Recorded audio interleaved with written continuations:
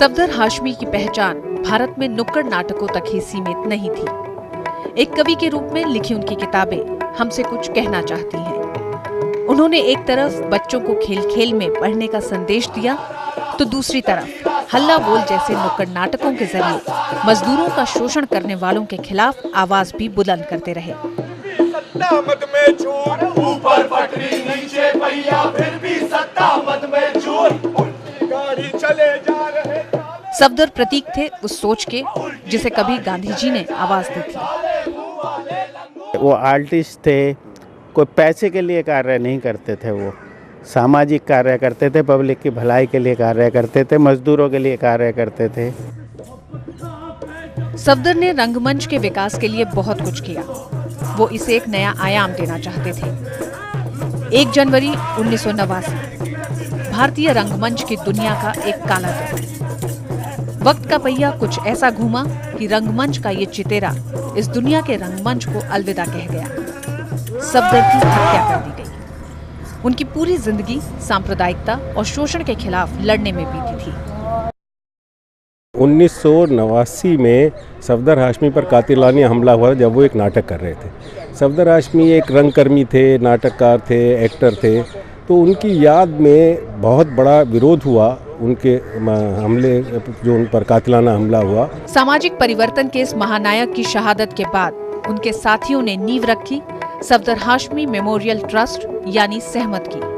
1989 में स्थापित होने के बाद से ही इस संस्था ने भारत में गंगा जमुनी तहजीब को मजबूत करने में कोई कसर बाकी नहीं रखी।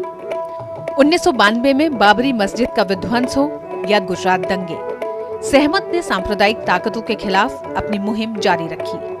आज भी देश में सांप्रदायिक सद्भाव को कायम रखने में सहमत सार्थक भूमिका निभा रही है। ये कलाकारों का और स्कॉलर्स का मंच है जो ये असर्ट करना चाहता है कि इस देश में सारी संस्कृति और सारी इंटेलेक्चुअल क्रिएटिविटी जो है वो सेकुलर है और कल्चरल प्लुरलिज्म की जो बात है वो बहुत ज़रूरी है। कम्युनल हार्मनी का जो ताना बाना है वो बना रहे और मेंटेन रहे, इसी के प्रयास के लिए ये संस्था कार्य कर रही है और हमारी सदैव शुभकामना रहती है इस कार्य के लिए और इसीलिए हम इसमें पार्टिसिपेट भी करते हैं। सफदर की शहादत के मौके पर सहमत हर साल उनकी याद में सांस्कृतिक कार्यक्रम आयोजित करती रही है। इस साल भी सहमत ने सफदर हाशमी की पुण्यतिथि को हमारी सांस्कृतिक धरोहर के साथ जोड़ा। गांधी जी की दांडी यात्रा की 75वीं सालगिरह के अवसर पर सहमत की ओर से ऐसी प्रस्तुति की गई जिसमें हमारी साझा संस्कृति के निराले रंग देखने को मिले।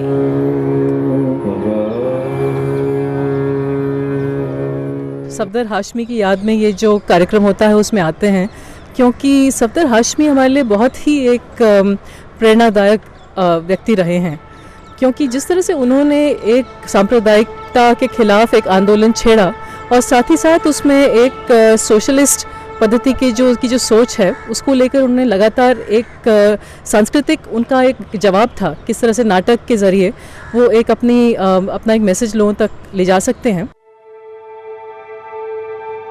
कार्यक्रम की शुरुआत में प्रसिद्ध कलाकार अस्ताद देबू ने गांधी जी के दांडी मार्च पर एक आधुनिक नृत्य नाटिका पेश की।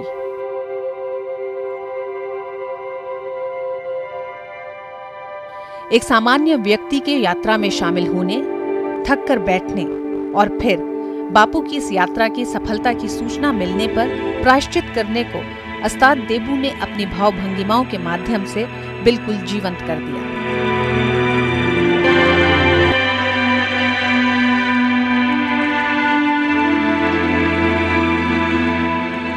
अगर दुनिया के आंदोलनों की हिस्ट्री आप देखेंगे, इस तरह का यूनिक मार्च इतिहास में नहीं हुआ है।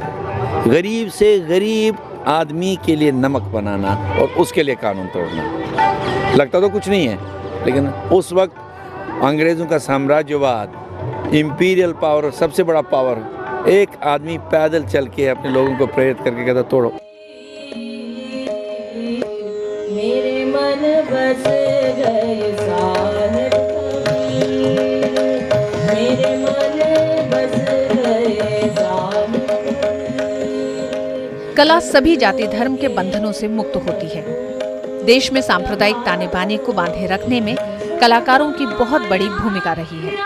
मौका तो था सांस्कृतिक समागम का, लेकिन मंच चाहे कोई भी हो, गुजरात दंगों के दौरान मानवता को जिस तरह से कुचला गया, उसका दर्द उभर ही आता है।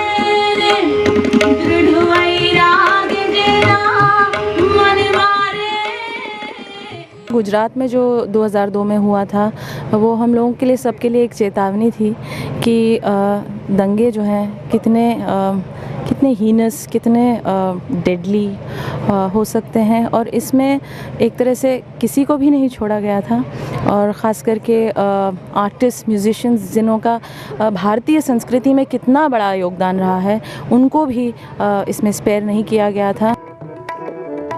गांधी जी ने जो प्रेम और अहिंसा का संदेश दिया, वो आज के इस बदलते दौर में भी लोगों के लिए प्रेरणा का स्रोत है।